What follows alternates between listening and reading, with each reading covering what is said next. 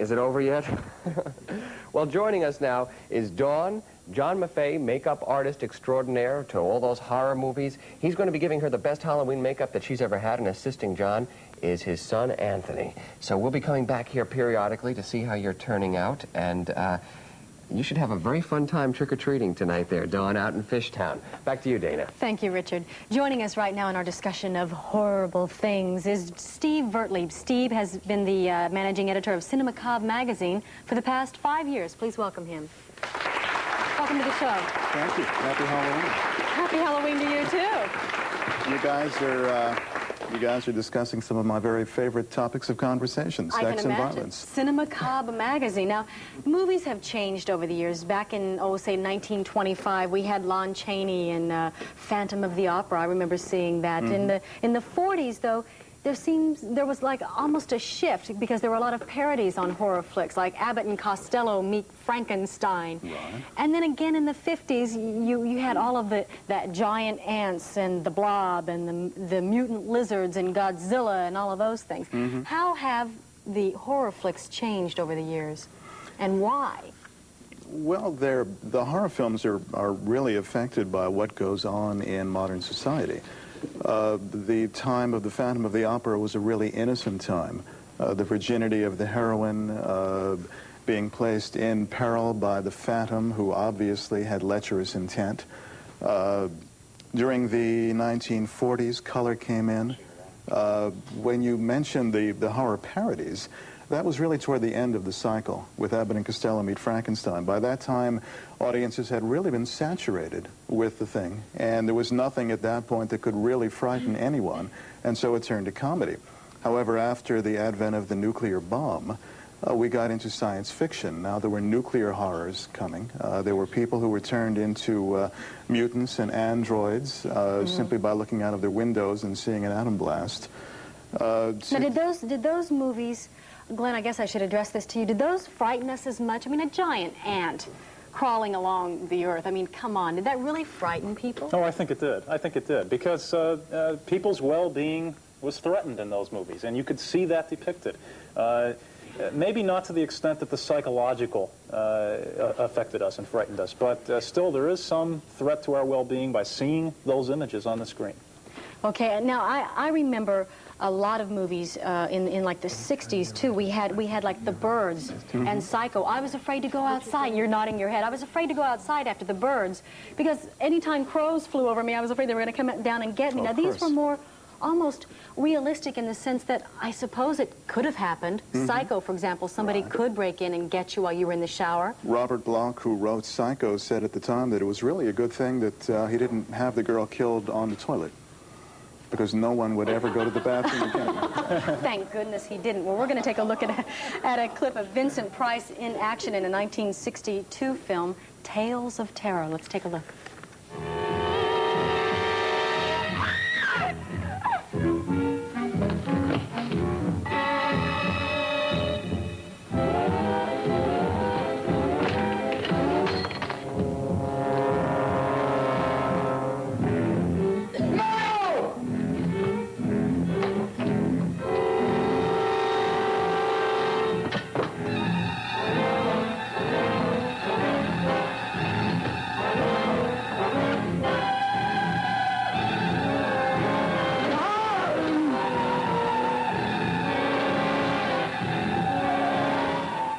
That's Vincent Price in action. Now, he was typecast, much to his benefit, as a very, very prominent character in horror flicks. He had a very substantial career as a result of it. As were Boris Karloff. An Emmy Award-winning guy. That's right. won a local Emmy Award for a thing that KYW did on Fright. But we don't seem to have the Boris Karloffs and the Vincent Price these days. The times have really changed. This was a star period, just as much as the Elizabeth Taylors, the James Cagneys. There were horror stars. In the 1930s, people went to see a Boris Karloff movie. In the 1950s and 60s, they would go to see a Vincent Price film. Today, there's really nothing like that. There are no horror actors per se. There are actors who appear in horror films. But I wanted to address something that Glenn had said earlier, to the effect that producers, directors, and writers go for the jugular in the sense that they program their films toward what frightens people. And that's absolutely true, but I don't see anything wrong in that. I see it, in a sense, as an escape valve, a release. If someone goes into a movie feeling angry and sees something like Taxi Driver, say, they come out really, I think, having gotten rid of a lot of the tension and the anger that they went into the theater with. Let's hope so, and hope they don't come out wanting to start driving a cab. I don't think so. I really do. I really do. Well, in that case, they're yellow. But I really do think it's an escape valve for people. Okay, Richard. We have a telephone call. Good morning. You're on the air. This is Richard. Hi. I'm a freak for horror movies, but I saw a movie one time. It was done in like the late 70s, and it was called The Funhouse. And the scenes were so real, it looked like people were actually being killed. And then I heard a lot of stories about films being done in Brazil where people were actually being killed. And I wanted to know if this was, you know, one of the films. Right. I don't believe that was one of the films. I'll let our experts answer that. But there were a phenomenon called snuff films, actually, weren't they? And there was one that played actually in general release in New York, I think, where the print was confiscated. There was a rumor going around in the industry at the time that there were films made somewhere in Brazil or Argentina where they had actually tortured and killed an actress and filmed it. And supposedly only if you were very wealthy could you obtain one of these rare films. It's never been proven that these films were actually made. It's my guess that it was purely a publicity gimmick. And then some enterprising producer went and made a film about that very thing and called it Snuff, hoping to make $1 million, which, thank heavens, he did not. Okay, let me ask some of the audience here. What's the sexiest thing? What's the scariest thing you've seen in a movie? Well, the films that are frightening don't frighten me as much as things like you said, The Birds, Killer Bees, and the film with the cockroaches, where the cockroaches came out, and they came out... Cockroaches, oh, that was the George Romero film. Yeah, I don't like things like that. That frightens me with animals and insects more than, you know, makeup and stuff. I know it's makeup, but it's not real. How about giant ants? Would that frighten you? No, because that would be phony. But real ants would. Yeah. Okay, we have one back here. A scene that frightened you years ago. Would you stand up? I spoke to you earlier. What was the scariest thing you ever saw in a movie? Well, The House of Wax. What was the scene? Describe it to me. Well, the scene was when this young girl, I believe, walked over to her friend, that looked like her friend, and she just put her fingers up and scraped the wax off her face, and it was indeed her friend Underneath. who had been murdered, yes. Woo. Anybody else have a scene they can remember? One moment in a horror movie that just scared the wits out of them. Would you stand up, please? Although it wasn't a horror film, The Elephant Man, the makeup really was so fantastic. And I don't think anybody really knew about that disease. Did you scream in the theater? No. Okay, but you still found it to be scary. It was scary, and I have seen people since that have had that disease. But I think I understand it a little bit better now. Uh-huh. Anybody here seen something in the movie can remember the last time they actually screamed in a movie theater? Anybody here? Oh, somebody all the way down front. Okay. You're going to make me run here. Okay. Who raised their hand here? Would you stand up, please? What made you scream in a movie theater? It was Friday the 13th, Part 2. Yeah? What happened? A guy came out with a machete and cut the guy right in half. He was walking on his hands, and he cut him right in half. And, one part went this way, and the other part went that way. It was really bananas. I went crazy. I went crazy. It was bananas. Did you like that? Oh, yeah, it was fun. Would you like to see that again? Yeah. Okay, bring out the guy with the machete.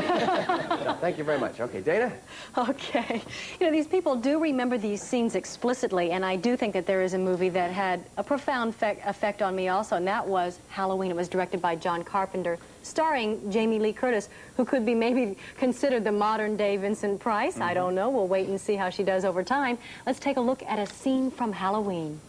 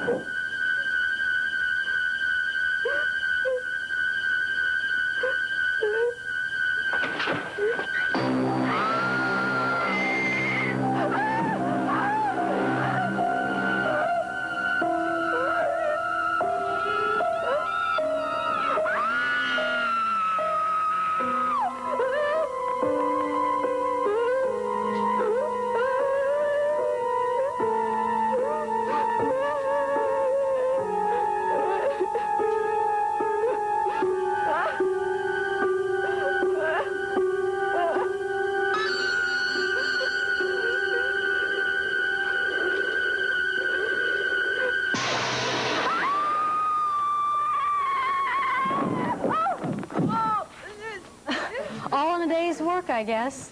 Well, this movie came out, I believe, 1978, 79, something like that. But it did have kind of a heavy, profound effect on horror films in the 80s. I think Why so? Well, I think the appeal of films like Halloween and Friday the 13th, that there is really no possible resolution to the heroine's dilemma.